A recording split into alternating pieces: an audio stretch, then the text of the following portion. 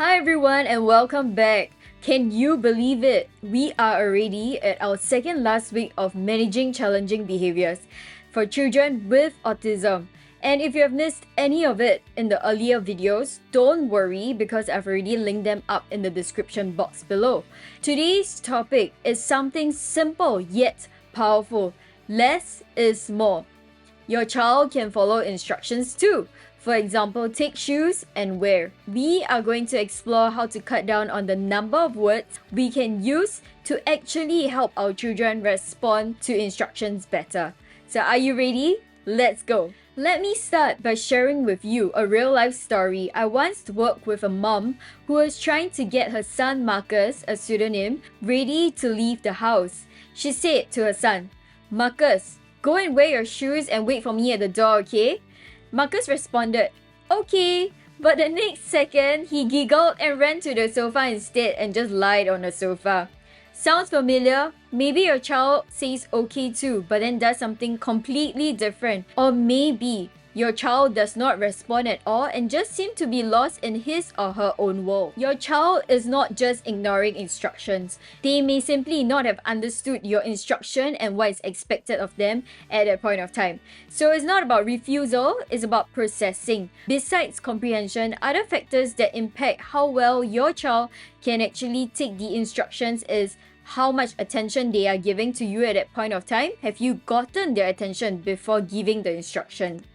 Next is whether they are able to comprehend. Next is their short-term memory. Are they able to take 1, 2, 3 steps instructions? And lastly, then is the compliance.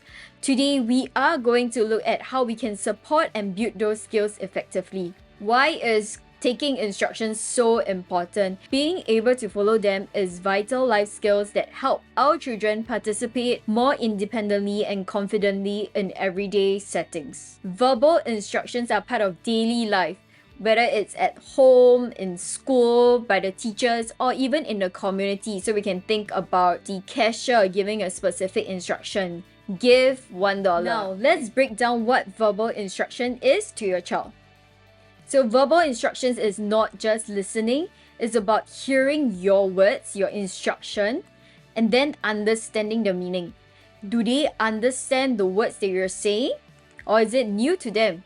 And then knowing what to do next, often by breaking the task down into smaller actionable steps. Then getting started. So this chain of skills can be challenging. That's why we need to teach them intentionally and explicitly. Before we jump into the 5 key steps of giving effective instructions, let's talk about some common pitfalls that I've observed while working with parents. First is giving long instructions. Next is speaking too fast. Thirdly, using vocabularies that only we understand, not our child understands. Fourthly, repeating the same instructions multiple times within a short time frame. I will cover how all of this can eventually be roadblocks in delivering our instructions successfully. So now let's dive into our 5 steps to giving instruction. Step 1. Keep it short and clear. Start by asking yourself, how many steps can my child follow right now? This depends on their working memory, which can vary greatly. So whether your child is able to take 1 step or 3 steps, that really depends on your observation. You can trial and error after this video. So here's an example of how 1-step instruction would look like. Take shoes. 2 steps would be take shoes and wear. 3 steps would look like take shoes, wear, and wait at the door. So the number of words at the bottom of this page just serves as a guide for you to take reference when you are giving your own instructions. So it's not a hard and fast rule. Be flexible with it. Step 2, a roadblock that I've mentioned just now. If you tend to use long sentences, try to zoom in on the key words your child really needs to hear. You don't need perfect grammar. The goal here is to reduce the cognitive load and make it easier for your child to act. Here's an example of taking away grammar and pronouns. So instead of saying, "Go and take your shoes, wear them and wait for me at the door, okay?" You take away go and your, them, for me, okay? So all these are filler words that we don't need. Instead, you can say take shoes, wear, and wait at the door. Okay? So okay, it really depends on whether your child can respond or whether it's an additional filler word. That's for you to decide. Step 3. Before giving your child instructions, make sure you need to get their attention first. This is one of the most common things that I see. A parent is giving the instruction and the child is actually verbal steaming. So then the parent gets very frustrated when the child does not follow through. So what can we do in that situation? First, get down to your child's eye level, then use a visual cue. By now, you should know how important, how useful a visual cue would be for your child with autism to process your information. So now, if they still do not respond to you, get them to point to the visual with your finger by holding up the picture card and direct their focus.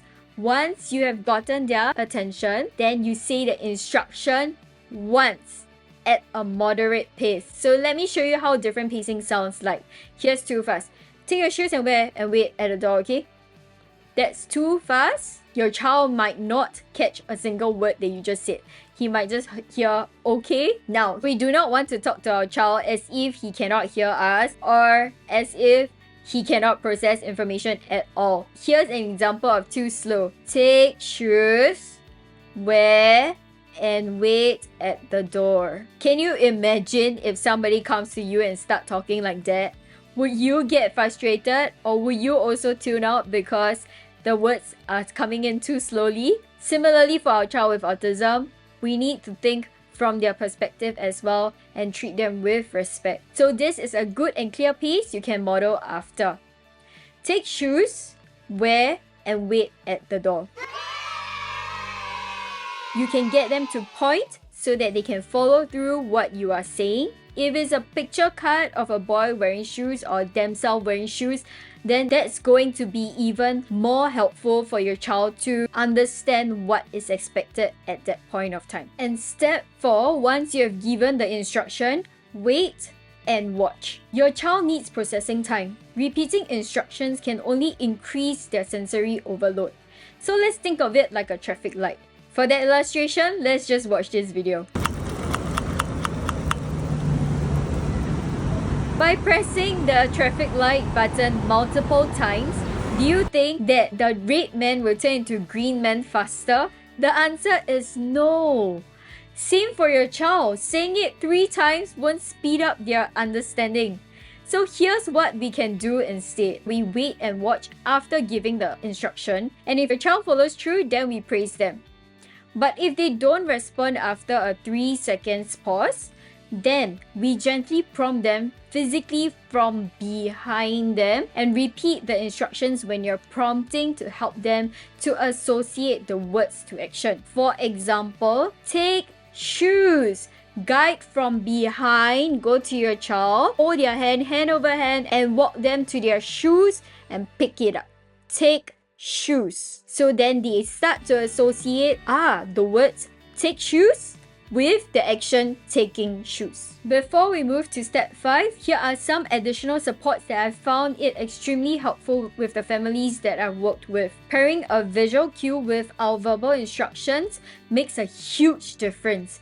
These visuals can take the form of pictures such as this, or it can be written words if your child can read. So a whiteboard and a marker will always come in handy and will not go wrong. And lastly, to have object cues if your child is still unable to take picture cues yet. If you're working towards helping your child becoming more independent, then visual schedules can be a game changer, of which I have an entire tutorial on that, which you can check it out after this video. And now for the last step, step 5. It is time to fade your prompts. Start by removing the most intrusive one first, such as the object cues, which I've mentioned just now. So put away the real objects and replace them with a gesture. So instead of showing the real shoe, what we're going to do now is we're going to point. We're going to point towards the shoe and say, wear shoes. Once your child is able to take that, then we're going to use the visuals as a guide by putting the visuals directly at where the location of the shoe is. If your child needs help with that, Then you can print 2 copies and get your child to match the shoes to the shoe visual, which will help them to execute the instruction even better. And then to wear. Once your child have worn the shoes, then they will take the weight and go to the door and match the weight cut there as well. Let's end off with a bonus tip. If your child struggles to wait, then try these 2 simple strategies. First, use a visual timer. This will help your child to understand how long they need to wait. Secondly, is to place a chair by where you need your child to wait. So sitting is always better than standing, because standing, then they might not understand where to place their body and start to run around. Sitting always gives them a very clear and concrete way to help your child know where to place their body and what waiting really means. Try these 2 strategies and let me know if it works for you. Okay, let's recap. Less is more. Step 1, keep it short and clear. Step 2 is to forgo any grammar if you need and any filler words, especially if your child haven't learned how to take the instructions yet. Step 3 is to go down to your child's eye level and get their attention, and make sure to only say the instruction once in a moderate pace. Step 4, wait and watch. Physically prompt your child after 3 seconds if your child needs help to follow the instructions. Step 5, we fade our prompt completely. And the bonus tip for today is the timer and the chair to build on your child's waiting skills. So it's really less complicated than it seems. So try the strategies and let me know. I believe that you can absolutely do this by yourself. But if you need more guidance, feel free to reach out to me by scanning this QR code. I'm here and I'll be happy to support you. Until then, stay safe, be empowered, and I'll see you in the next video. Goodbye.